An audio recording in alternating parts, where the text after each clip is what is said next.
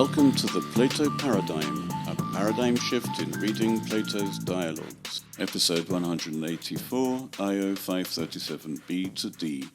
Socrates has just asked Io to quote a piece of Homer on chariot racing, as if this will show whether Io has the techne of chariot racing or not. It's not very clear how quoting a piece of poetry would show expertise in anything which is actually mentioned in the poem. On the other hand, it really is a question whether one needs to be an expert to understand how one should turn a corner in a chariot race. It sounds fairly reasonable, the instructions Nestor gave to his son, and I would suggest that being an expert in chariot racing would include actually racing chariots and not simply having knowledge of how to ride a chariot, how to turn corners, and so on. So far as having experience of chariot racing, it's fairly clear that a rhapsode is not a techne, a craftsman of chariot racing. So far as speaking well is concerned, which is what Socrates was checking, it seems to me that Io does speak well as a rhapsode, and he probably would deliver these lines in a very professional way as a rhapsode, but he is certainly not a chariot rider or racer or anything of the sort, because he doesn't actually perform that techne.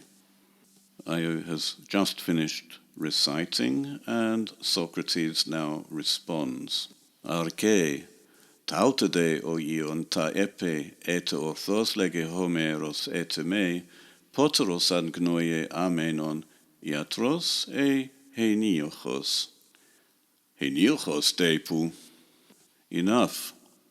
These words then, Io, whether Homer speaks them rightly or not, who would know better, a doctor or a charioteer? A charioteer, of course. Socrates' question is actually heuristic. He gives Io two options from which Io has to choose one. A proper question would have been, who would be able to judge correctly what Homer is saying? Even this is a bad question, we'll come to that later. The point about an heuristic question is that it obliges the one being asked to choose one option which may be refuted, or at least steer the argument to a false conclusion. In the present case, no one would choose the doctor as the expert on chariot racing. It would be easy to point out that a doctor, as a doctor, has knowledge of health and not of chariot racing.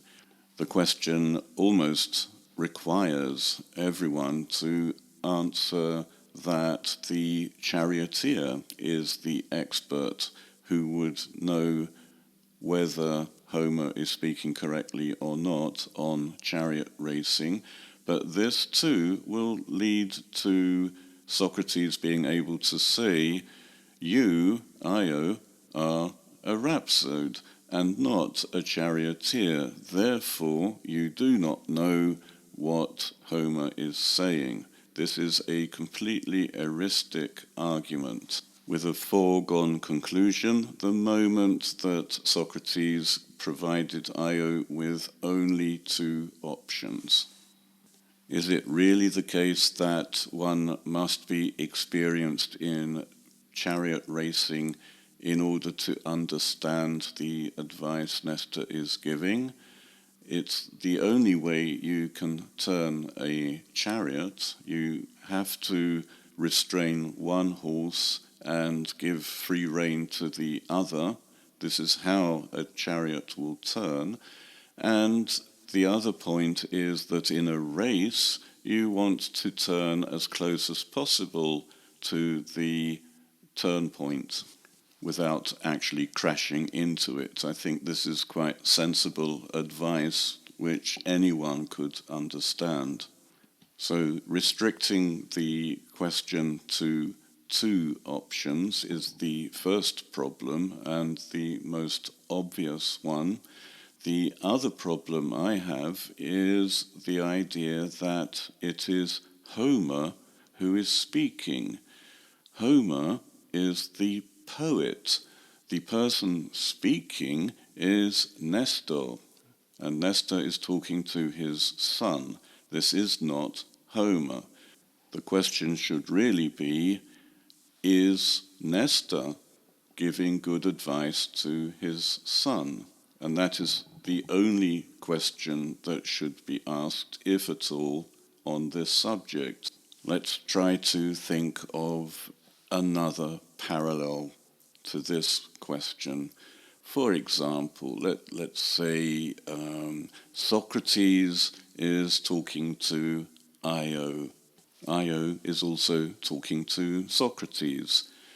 If we then ask who would be able to judge whether Plato is speaking correctly, it really doesn't matter whether the question is heuristic or not. We have already ruined the question by asking about Plato. It is not Plato who is speaking in this dialogue, it is Socrates and Io. And I think this is now getting to the heart of the point of this dialogue, at least one of the points. We should treat a Platonic dialogue the way that Homer should be treated, and that is by considering the characters in the work rather than attributing to the author all of the opinions expressed. There's a lot more we can say about this, but I think we should save that for much later. So let's just carry on with this little argument. Potron hoti technen tauten eche e kataloti, o kal hoti technen. Is it because he has this techne, or for some other thing? No, because he has this techne. The assumption here is that one must have a techne to be able to judge any content within that techne, while this isn't actually the case. There are many things which may be judged without having to have the entire techne, but it does sound plausible. It's as if we have to be a great mathematician in order to understand that 2 plus 2 is 4. I don't think knowing 2 plus 2 equals 4 is sufficient to be considered a complete mathematician, and it would be a question just how much someone needs to understand about mathematics in order to be considered a technites in the subject.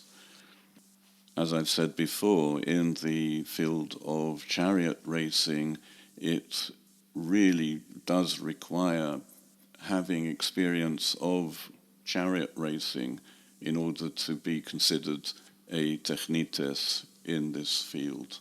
Socrates continues, Ukun hekasteton technon apodedotaiti hupotu theu ergon hoiete enai gignosken, ugarpu ha kubernetike gignoskomen, gnosometha kai iatrike, data. So some function has been allocated by the god to each of the technai, it's being able to perceive. For I suppose it's not the case that what we perceive by means of the techne of navigation, we will perceive also by the medical techne. Not at all. Udege ha iatrike, tautakai tectonike, udeta. Nor again, what we perceive by the medical techne, these things we would also perceive by the architectural techne. Not at all. Ukun huto kai katapason ton technon, ha te hetera techne gignoskomen, ugnosometha te hetera. So it's like this for all the techne.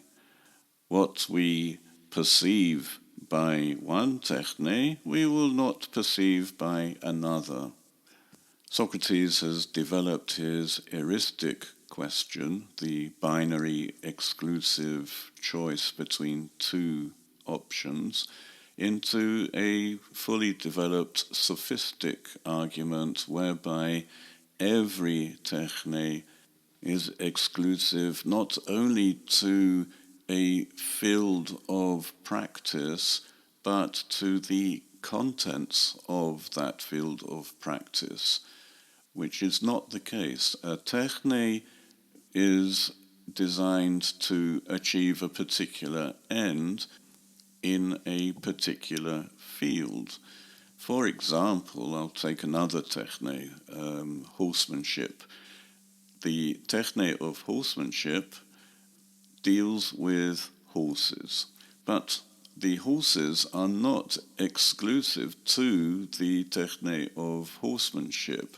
There are also other techne in which horses are involved. What is exclusive to the techne is the method and the end of the method, but not the particulars involved. Socrates has made it appear as though we perceive things through a particular techne, which is demonstrably false. We perceive things because we can use our senses. I can perceive horses without the hippike techne, without horsemanship. Without horsemanship, what I can't perceive is how to rear horses. Similarly, I don't need to know about navigation in order to perceive ships.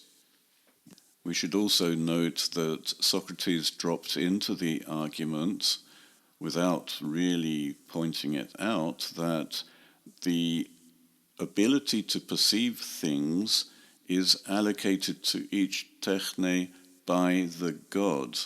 By this sleight of hand, Socrates connects the ability to have a techne to the ability to be a poet or a rhapsode.